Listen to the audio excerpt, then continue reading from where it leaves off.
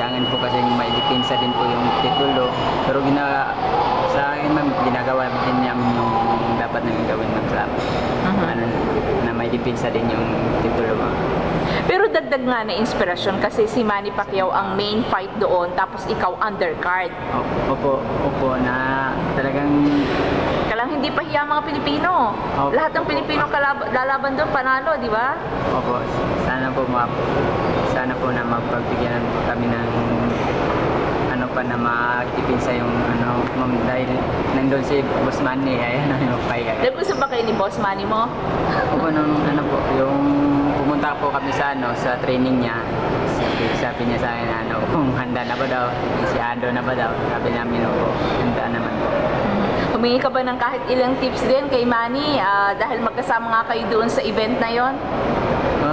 Hindi na po ako nag-ask sa kanya na maghingi ng bayo, pero nanood po ako sa mga training niya po. May nakuha ka rin? Opo, sa mga training niya nakuha ko po yung mga ibang ano niya po, yung mga galaw niya po. Ano naman ang galaw talaga ng kalaban mo na si Kinoshita ng Japan base sa pag-aaral nyo? Ano po siya ma'am, stylist din po na kalaban, magaling din po. Anong style nga?